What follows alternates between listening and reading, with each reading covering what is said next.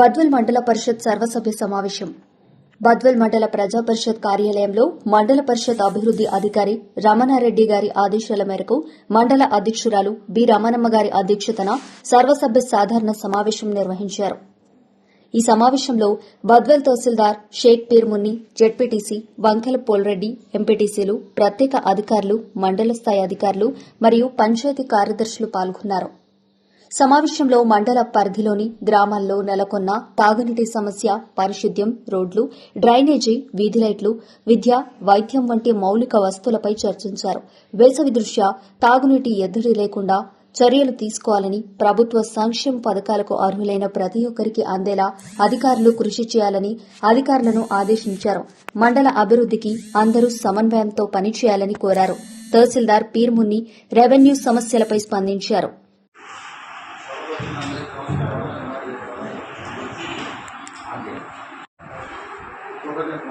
మండల అనుమతితో ఈ కార్యక్రమాన్ని ప్రారంభిస్తాం.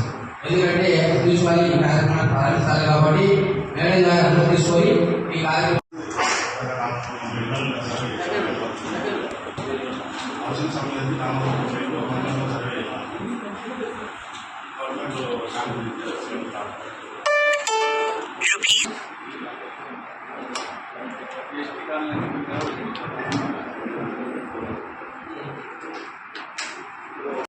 మనం సర్వే చేసినటువంటి 490 హౌసెస్ శాంక్షన్ పంపించినాము.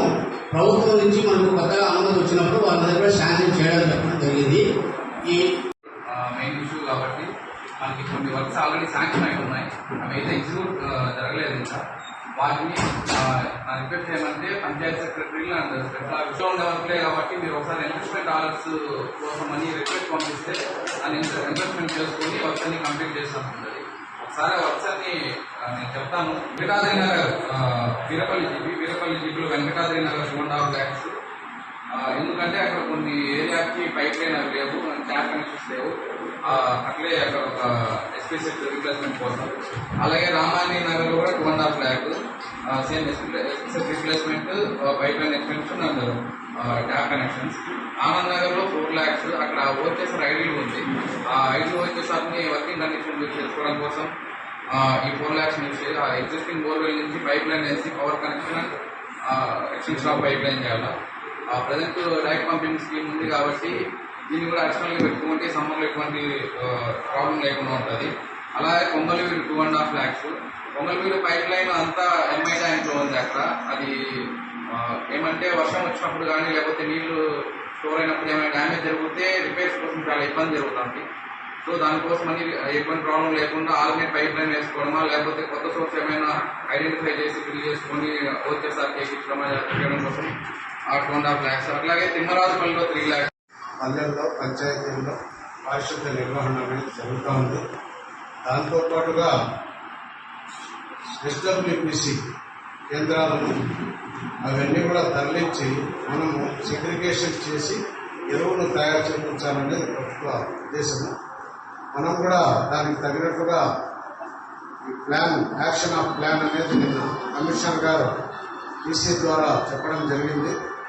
అందరూ కూడా పంచాయతీ డెవలప్మెంట్ అధికారులు ప్రతిరోజు కూడా మార్నింగ్ ఫీల్డ్కి వెళ్ళినప్పుడు ఎక్కడైతే మనము పల్లెల్లో వృక్షాలు తిరుగుతున్నాయో వాళ్ళందరికీ కూడా మైక్ ద్వారా ప్రజలకు అవగాహన ఒకటి చెప్పించాలి.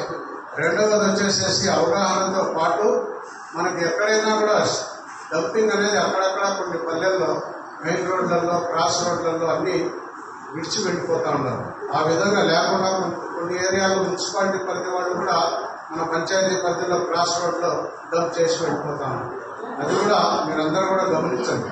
2-3 పంచాయతీల్లో మనకు 4 గంటలు పని చేయాలా అంటే చేయాల్సిందే. ఎందుకంటే మనకు ఒకటే కాదు, ఎన్ఐసి స్థాయిలో కూడా, ఢిల్లీ లెవెల్లో కూడా ప్రతి అన్ని రాష్ట్రాలతో పాటు సమానంగా మన ఆంధ్రప్రదేశ్లో కూడా 4 గంటలు పని చేయాలి.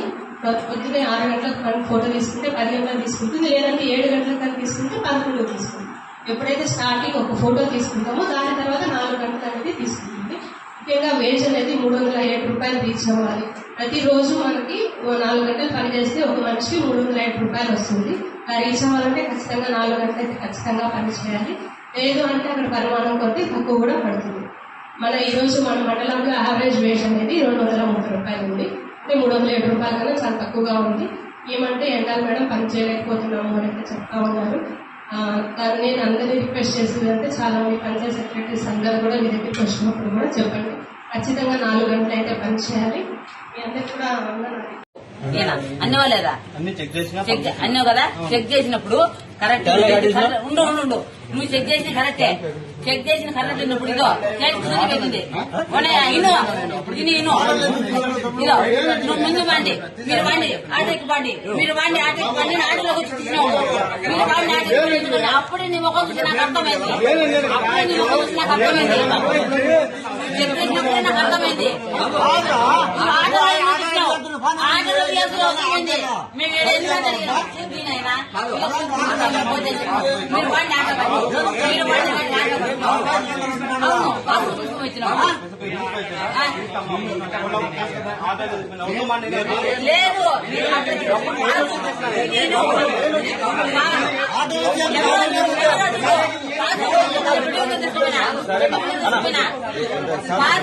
బాత్రూమ్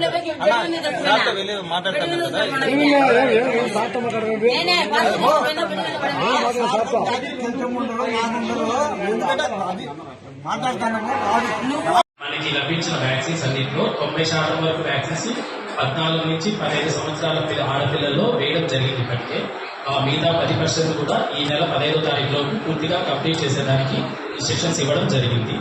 అండ్ ప్రతి నెల 9వ తారీఖు మన పిహెచ్సిలో గర్భిణీ స్త్రీల యొక్క చెకప్లు అవన్నీ మనము చూడడం జరుగుతుంది. దానికి తగ్గట్టుగా వైద్యం నుంచి ఒక గైడ్ డాక్టర్ గారు వచ్చి ఆడవారిని చెక్ చేయడం జరుగుతుంది. అండ్ మన పిహెచ్సిలోనే ప్రతి నెల 2 నుంచి 3 వరకు నార్మల్ కాన్పులు జరగడం కూడా జరుగుతుంది.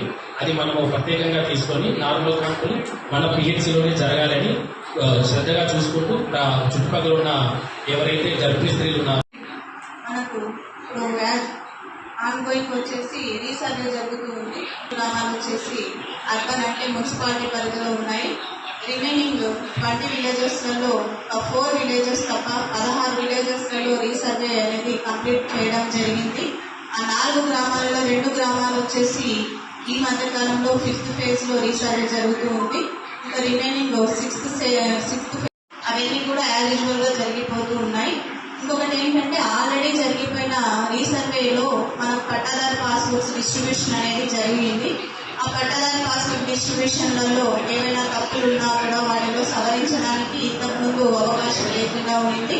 ఈ మధ్య అయితే ప్రతిదీ కూడా కరెక్షన్ చేయడానికి కోరిలేషన్ ఏదైనా సర్వే నెంబర్ రాంగ్ ఉన్నా కూడా ఒక చోట ఉండాల్సిన సర్వే నెంబర్ ఇంకో చోట పెట్టడం కానీ, లేదు పర్సనల్ ఇన్ఫర్మేషన్ అంటే పట్టాదారు యొక్క వివరాలు ఏదైనా తప్పుగా ఉన్నా, భూమి వివరాలు తప్పుగా ఉన్నా, జాయింట్ వెల్ఫేర్స్ ఉన్నా కూడా వాటినన్నింటినీ విడదీయడానికి అవకాశాన్ని ప్రభుత్వం ప్రవేశపెట్టడం జరిగింది. కాబట్టి ఈ అవకాశాన్ని అందరూ కూడా సద్వినియోగం చేసుకునే విధంగా పంచాయత్ సెక్రటరీస్ మోటివేట్ చేయాల్సిందిగా కోరడం అనేది. అట్లే వచ్చేసి పౌర సమాచారాలకు సంబంధించి మనకు మొత్తం 28 రేషన్ షాప్స్ ఉన్నాయి. 28 రేషన్ షాప్ లో ప్రతి నెల చివరి వారంలో 65+ ఇయర్స్ ఉన్న వాళ్ళందరికీ కూడా అట్లే వికలాంగులకు కూడా ఇంటింటికి వెళ్లి సరుకులు రవాణా చేయడం జరుగుతూ ఉంది. అదేవిధంగా 1వ తేదీ నుంచి 15వ తేదీ లోపల రెగ్యులర్ గా ఉండే చౌక దుకాణం నుంచి వాళ్ళే వచ్చేసి ఇంతకుముందు మనకి ఇంటింటికి వచ్చి వెహికల్ ద్వారా మొబైల్ వెహికల్ ద్వారా సరఫరా జరుగుతూ ఉండేది. కాకపోతే ఈ మధ్య కాలంలో మనము రైస్ కార్డ్ హోల్డర్ వెళ్ళి చేసుకోవడం జరుగుతూ ఉంది. ఇప్పుడు చౌక దుకాణానికి వెళ్ళి తీసుకురావడం, అదేవిధంగా వాటికి సమయం కూడా కేటాయించడం జరిగింది. దాన్ని అందరూ వినియోగించుకోవాల్సిందిగా కోరడం అనేది. అట్లే ఇప్పుడు మొత్తం డివిజన్ లో తీసుకుంటే ఇంకా బద్వేల్ మండలమే డిస్ట్రిబ్యూషన్ లో 92%, 93% అనేది అచీవ్ అవుతూ వస్తుంది. రిమైనింగ్ వచ్చేసి గ్యాస్ ఏజెన్సీ. ఇప్పుడు ఈ మధ్య కాలంలో మనకు ఈ గల్ఫ్ ఏరియాలో ఏర్పడిన సంక్షోభం వల్ల మన గ్యాస్ తర్వాత పెట్రోలియం అనేది కొంతవరకు ఇబ్బంది జరగడం జరిగింది. లాస్ట్ మంత్ అయినా దాన్ని అంతా కూడా రెగ్యులరైజ్ చేయడం జరిగింది. ఇప్పుడు అన్ని చోట్ల కూడా గ్యాస్ బుక్ చేసిన వెంటనే ఇంతకుముందు తీసుకున్న సమయం కంటే చాలా తక్కువ సమయం తీసుకుంటుంది. అదే